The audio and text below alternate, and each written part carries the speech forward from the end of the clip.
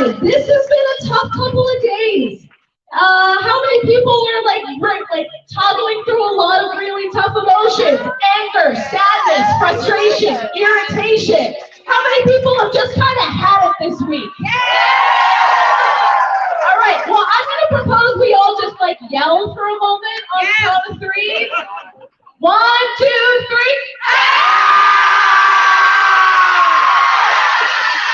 Oh yeah, that felt really good. Oh, I've been meaning to do that for a couple of days. All right, well, we've got a lot of really amazing speakers who are here, and we've got a lot of amazing friends here in the fight for our freedoms, for our rights, for abortion! And we will settle for nothing less than abortion on demand without apology! So I think we're just about ready to get this show on the road. Again, my name's Savannah, and it is my profound honor and privilege to bring to the podium a very dear friend in the fight, a mom, an advocate. Put your hands together for Dana Hamgoolin!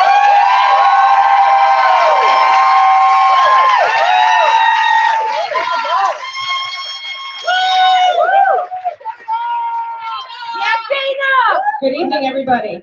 Please bear with me if my voice or my hand shakes tonight. Like so many of you here today, I am almost choking on my rage, my sorrow, and my frustration. I was born in 1972, about 11 months before Roe v. Wade became the legal standard, and women in our country were assured of their access to abortion. In my 50 years of life, the movement away from that fundamental right has shifted from a crawl to a walk to now a full-on sprint. All over the country, men in positions of power debate whether you or I have the right to control our own bodies.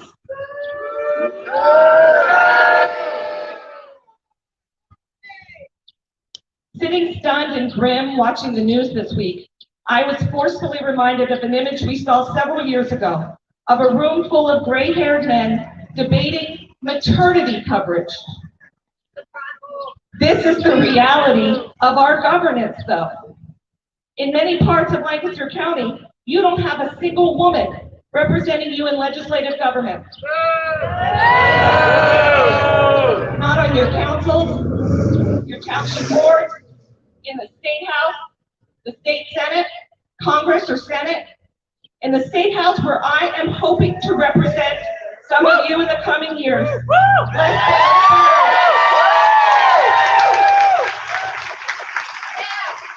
Less than a third of the representatives are women, while over half of Pennsylvanians are. Your voice is not being represented. It shows in the fact that American women have some of the highest maternal mortality rates in the Western world, and it is even more so for women of color. It shows in the fact that we are one of the only countries in the Western world without paid and guaranteed family leave. In America, you can have a baby on Friday and be expected back to work, still bleeding, a week later. That ain't right. It shows in the fact that we are constantly underpaid for the same work as men and expected to juggle work and the vast majority of home and child care tasks as well. These things aren't priorities for those men in power, because they believe it doesn't affect them. They'll get around the women's rights and women's issues when they get their money sorted. But let me tell you, every issue is a woman's issue.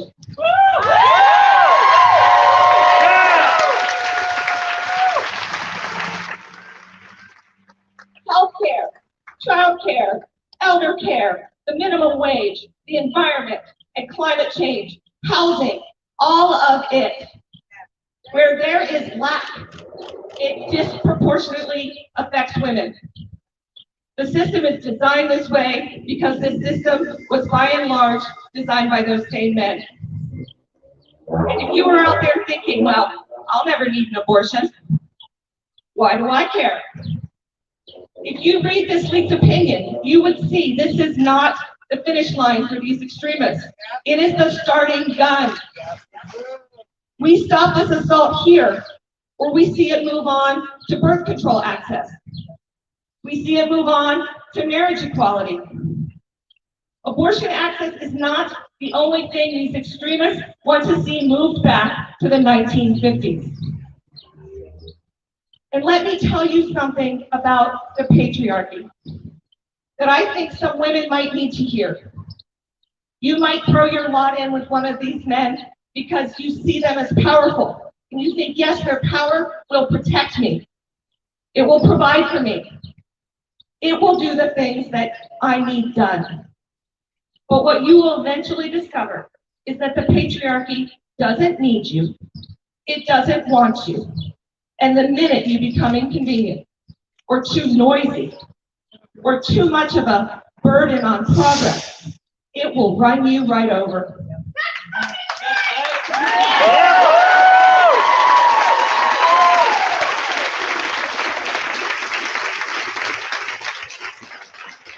We are not going to go backward. We will not. We cannot. I won't look my 17-year-old daughter in the face and tell her, I'm sorry, we tried, but you don't get to make fundamental health care decisions about your own body. I won't do it.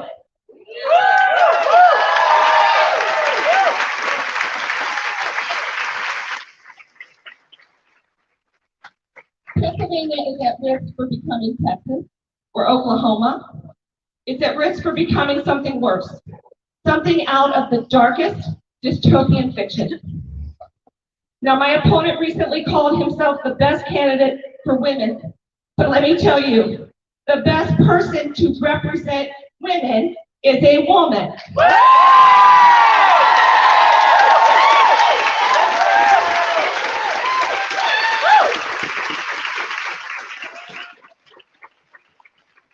And you can elect me to be the first woman Democrat to ever represent Lancaster County in 2 weeks on May 17th.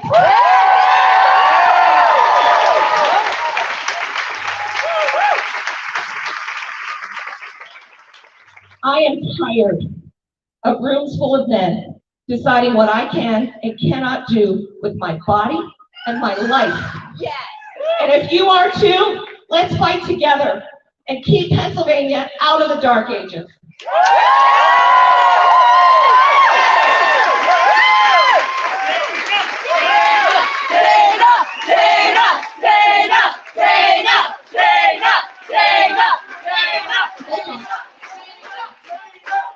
Thank you, Dana.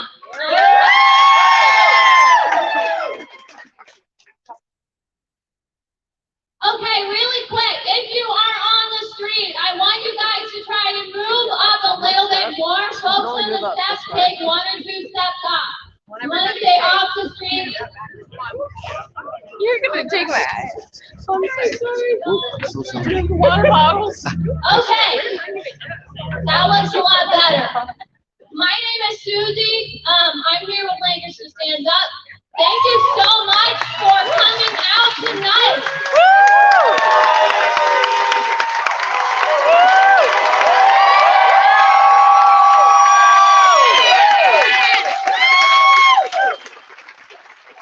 Okay, and I don't even know what to say, you guys, because in the past 48 hours, I have felt enraged. I have felt heartbroken. I have felt helpless.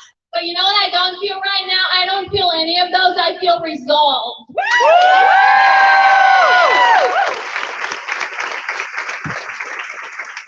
We're going to do a little bit of a breakout session right now. So a lot of us here, probably most of us, don't know each other. But if you look around, you can see that there are people of all kinds here who are ready to throw down and fight for our right to choose. So I want you to look around, find someone you don't know right now. Find someone with a cool sign.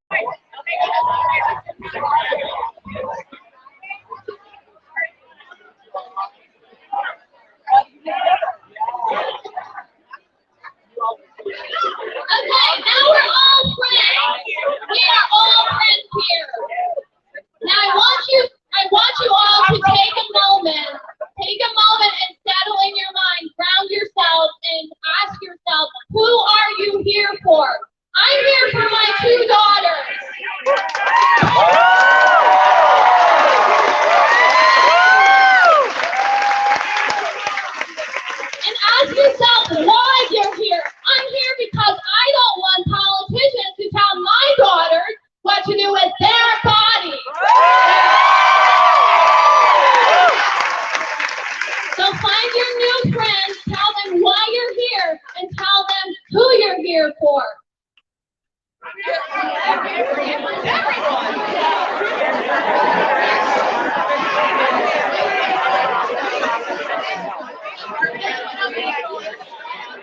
I always need friends. I'm short on friends. I'm here for you. Yes. Okay, and now it is my pleasure to introduce one of our new friends, Dr. Laura Hatchman. Dr. Laura Hatchman is a doctor at a local hospital, and thank you so much for being here today.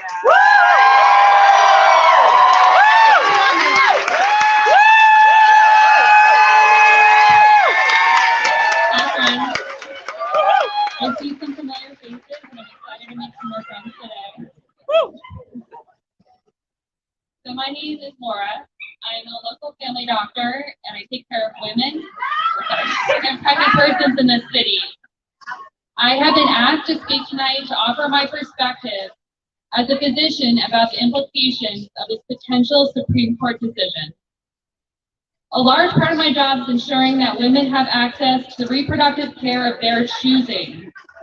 Just as I strive to deliver outstanding prenatal care to women, equally important is my responsibility in helping women avoid and address unwanted pregnancy.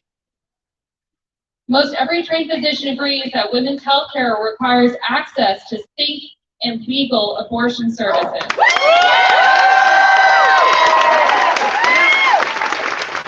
Time and time again, research has shown that access to abortion care is fundamental to health and safety of women, their families, and their communities.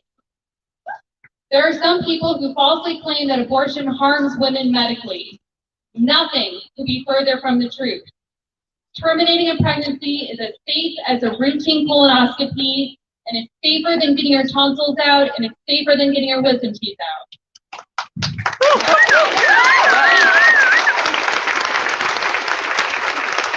Some people say having a desired abortion will cause depression and will cause anxiety. In fact, women who are able to control their reproductive health have less depression, they have less anxiety.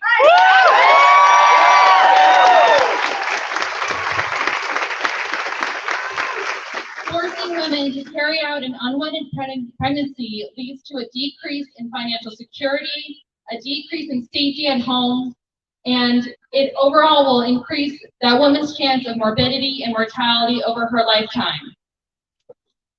The health decisions some face should not be based on other people's religious preferences or the decisions of unelected politicians in robes.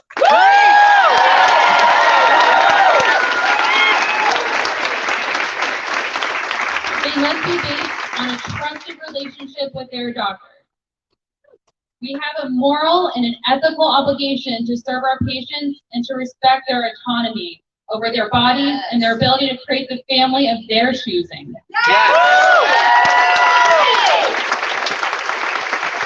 Without power over our bodies, none of us are free. Without power over our bodies, there is no democracy. Thank you so much for being here and for supporting all of our patients.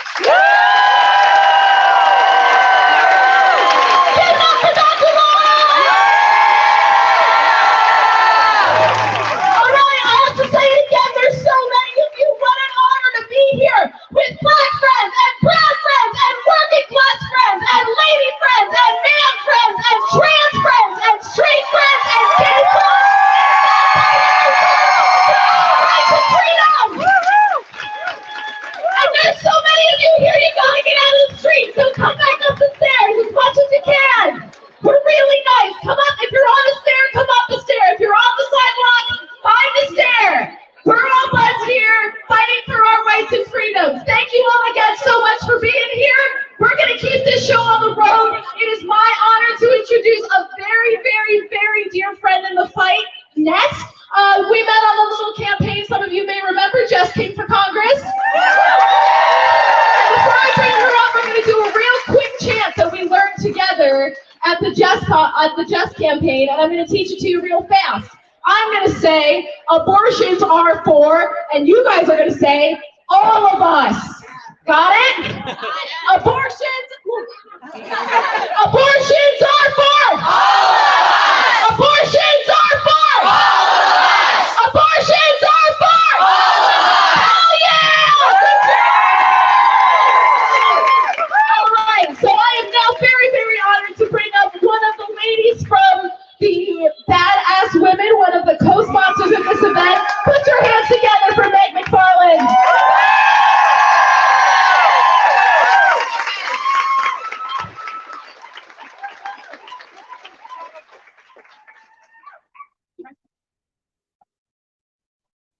This is incredible.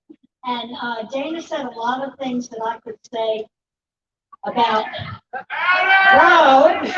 So, okay, there you go. So what I'm going to do is talk about not a definitive history of pre-robe. I'm just going to tell you my impressions and my remembrances. I was born in 1947. I turned 13 in 1960. And it was a time of change and it was a time of excitement. But in 1962, a classmate had an abortion, 15 years old, 10th grade, had an abortion, almost died. The school found out and she was told not to come back. Just as an aside, the kid who got her pregnant went on to be kind of a hero because he was having sex at 15. So, anyway, her parents ended up moving out of state, and as far as I know, nobody ever heard from her again. And I think of her often, and I hope that she got what she needed as far as helping her. That was in 1962. In 1966, I was working in a little office, and one of the women that I work with had to take a leave of absence because she was 7 months pregnant and she had been carrying a dead baby for, I think it was like 4 months at that point. And I didn't understand it. I didn't get it. But some of the women in the one day in the lunchroom explained why she had to carry it to term. She had to carry it to term.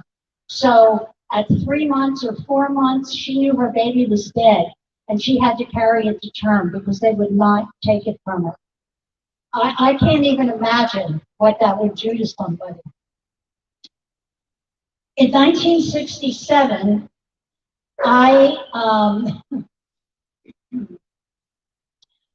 I got myself pregnant, as they said, as several people said to me. You got yourself pregnant. Yeah, no, I didn't really, but anyway, abortions were illegal. I did not have an abortion. And at my 6-week checkup, I asked the doctor for birth control pills.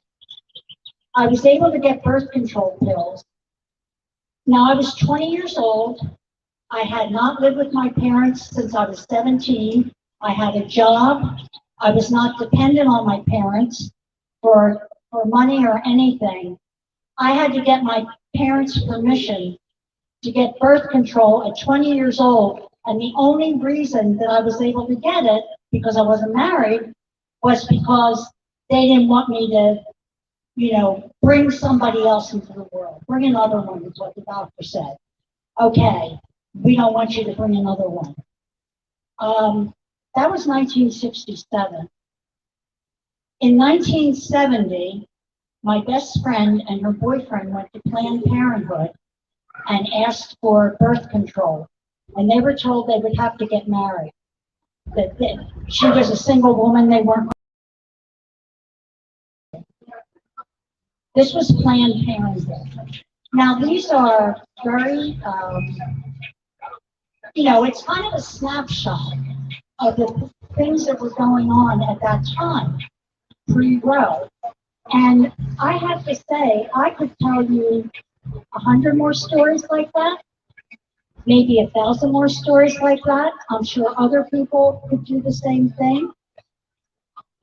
When I was trying to think of what I wanted to say today, the thing that was most heartbreaking to me was I didn't have to dig to find those stories. I didn't have to look at old journals. I didn't have to call up somebody and say, hey, do you remember? They are right here. They are always here. I always remember them. And when I woke up yesterday and heard what was going on, I was enraged. I was in despair, but I was not surprised. And I realized that I have been basically holding my breath since 1973, waiting for this to happen, because I do not trust the people who have the responsibility to make it continue. So I am, I'm not glad to be here, but I am very grateful that so many people showed up. I'm very grateful that there's so many men here. I want men to know that we need you. We don't need you telling us what to do. We need you to listen to us and pass it on. And I know that probably, I think maybe Dana said this before, but this abortion is not a moral issue. It's a healthcare issue. And honestly, it's not all about pregnancy termination. It's about sex. It's about women having sex and men who want to control that, how and when and where and why. It's about letting people, not letting people take responsibility for their own, not just their own bodies. Women who get pregnant and are forced to have a child, so that can affect so many other things in their life. So, I think I'm about ready to burst into tears. So I just want to thank everybody for showing up. I want to thank you for caring about this issue. And I want to ask you to please just keep on. Thank you.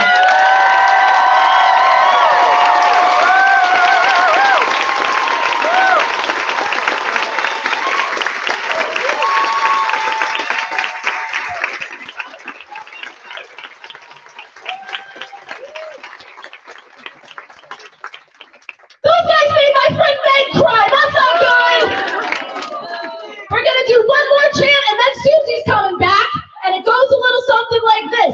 I'm gonna say, when our right to abortion is under attack, what do we do? And y'all already know this one. Y'all are gonna say, stand up, fight back. Got it? Got it. All right, we're gonna give this a whirl.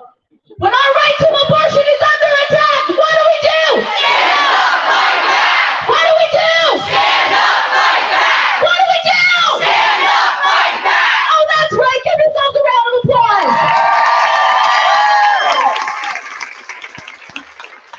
All right, who's ready to fight back? Okay, in the crowd, there are people, volunteers, holding up QR codes. This will take you to a form with Senator Casey's phone number. If you do not know, Senator Bob Casey and Senator Manchin from Virginia are the two senators in the Senate right now who are Democrats and who will not vote to codify Roe versus Wade into federal law. So we're going to give him some calls and some postcards and some emails. If you do not know, if this is your first time calling the United States Capitol, this is how it goes. You call, somebody answers that's not Senator Casey. You have to say, I'm from Pennsylvania and I would like to speak to Senator Casey's office. And they'll put you through. You still won't get Senator Casey. You'll probably get somebody or a voicemail. And then you can tell them how you feel about his refusal to take your rights seriously. Okay, but we also know that this is gonna take a while. This is gonna take a lot of phone calls. It's gonna take a lot of talking to our friends and family and getting them involved. So there's another thing on this QR code that you can do to get involved. This is going to take a while. So we would like to keep you guys in the loop about events like this and about actions you can take to defend your right to choose. You can sign up for emails using this form, and you can also sign up to learn how to organize in your own area for rights like these. Okay, did everyone get a chance to scan this? I'm gonna hand this to somebody. You guys can hand it around.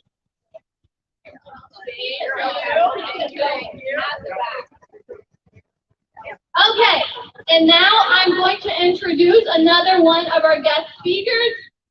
Nurse Claire Reiner is a labor and delivery nurse, and let's hear it for Claire.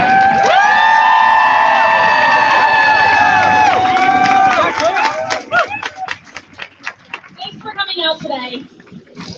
I'm an elder millennial, so I have to pull out my phone to look at my speech. If you ask anyone who works in my profession, they can tell you the age of the youngest person they've ever taken care of. Mine's 14.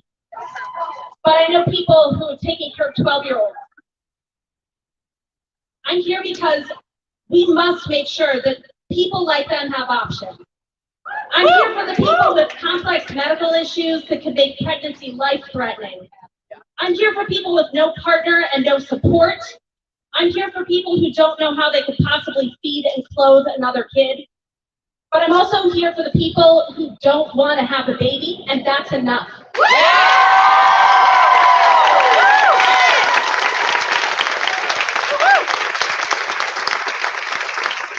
We need to stop pretending the pregnancy and childbirth happens in a vacuum.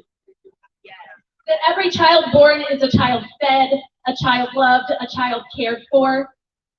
That pregnancy and giving birth couldn't be a major threat to somebody's health.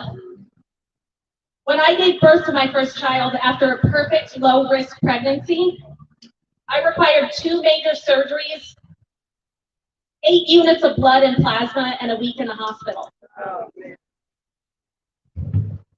I enthusiastically chose that pregnancy, but there's no question that that could have cost me my life. I don't want anyone to go without options for any reason whatsoever.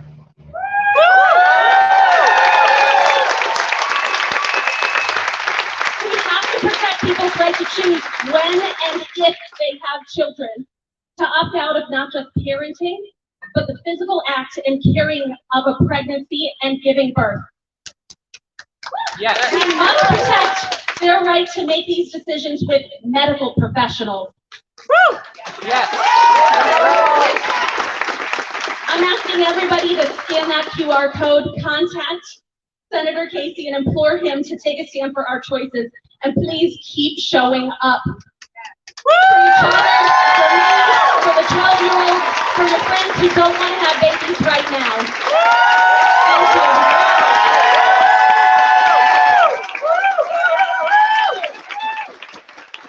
Oh, hell yeah. Oh, hell yeah. Thank you so much for sharing your story, Claire. Thank you all for being here. Once again, I was just telling a couple of the folks up here, the last time I was standing here was when the KKK came to town. And I will tell you, every single time that me and my friends are at risk, Lancaster shows up every single time.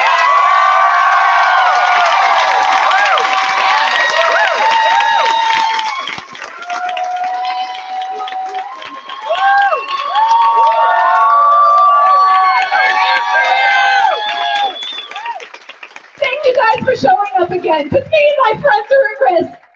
Me and my friends are at big risk, and we're going to keep on organizing and fighting because we deserve so much better than this.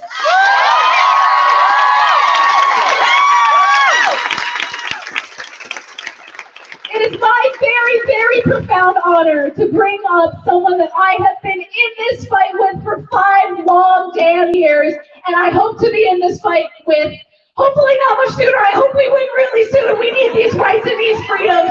But this is a friend who has been in this fight with us every step of the way. Please give it up for City Council President Izzy Smith Waynell.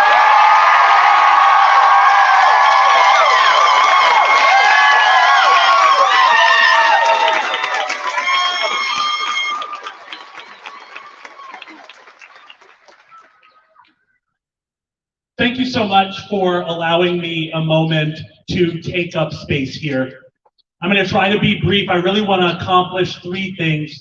The first thing that I want to do is, I'm not going to try to identify you or tell you who you are. That's what they do. But if you are a man in this crowd, I want you to reach deep down inside, because it is on us to tell everyone else here with us that we are worthy to be trusted in this fight. So I want you to reach deep down inside, and I want you to say it with me. Abortion is healthcare, and we will not go back. Abortion is healthcare, and we will not go back.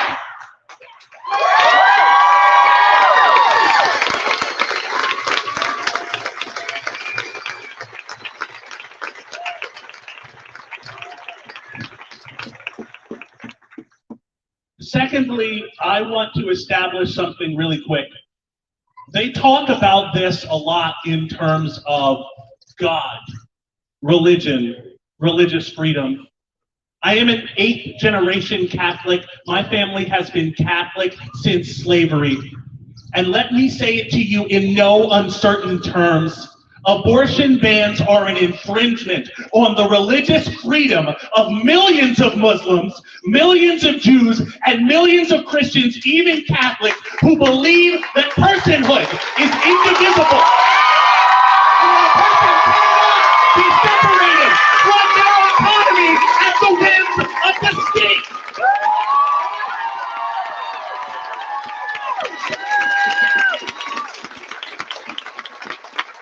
This is the language that we use.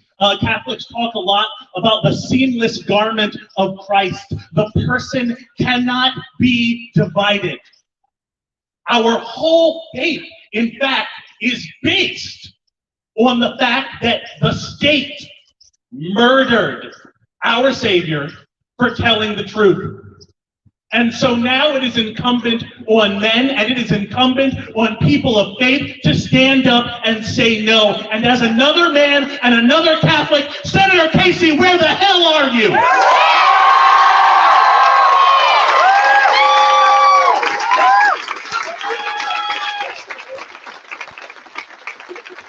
We are going to codify the right to abortion, not through any legal backdoor about privacy or individual concerns. I don't care about the 4th or 14th Amendment right now. We are going to codify abortion as a right in this country because it is itself a right. Relying on nothing else. There are no slippery slopes, y'all. In 2016, when they said that we were all overreacting, being hysterical, which, man, what a choice of words. They were wrong. All right. When women said in 2010, when a lot of these bans were starting to pop up around the country, that if abortion was murder, miscarriage would become involuntary manslaughter, they said, no, you're being hysterical. But in Utah, Virginia, Florida, and Arizona, women have been put on trial and put in jail for simply having a miscarriage. And that is what is at stake. Now listen. If the federal government won't do it, the Commonwealth of Pennsylvania will do it. And I've been advised to not trot out the thing the Democrats have done for 5 decades where they tell you to vote. I'm going to break that rule once. Vote for Dana Ham-Kulik.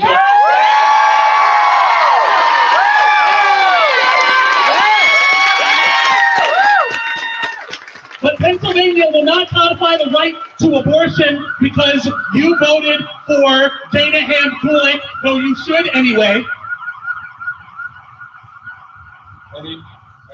Pennsylvania is going to codify the right to abortion because if this Commonwealth does not, I have the full and total and implicit belief that we will see this crowd times 100 in Harrisburg, in Lancaster, in Philadelphia, in Pittsburgh, in Curry County, in Clinton County, and Delaware County.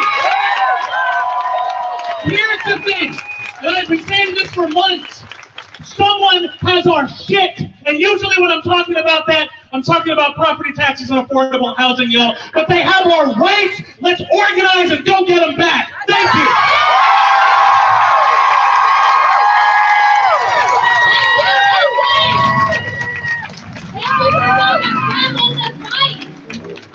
Okay, you guys have been wonderful. Guess how many people came out tonight?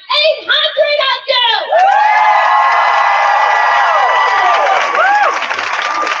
One more time, I want to talk directly to Senator Casey right now. We put in endless hours getting you into your elected position. Joe Biden, we campaigned for you. Do your damn job!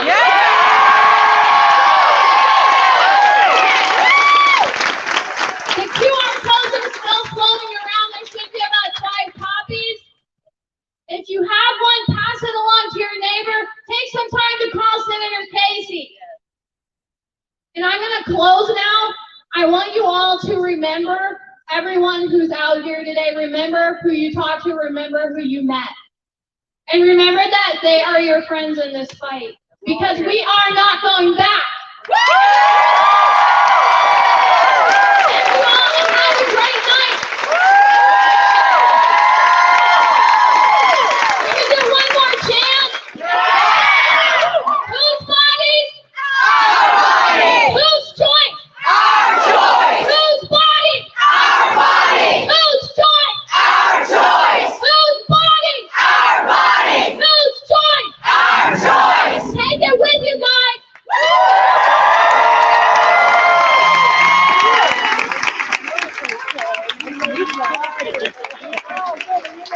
Have you all heard of this? Hi, I'm Megan Portland. I'm volunteering with your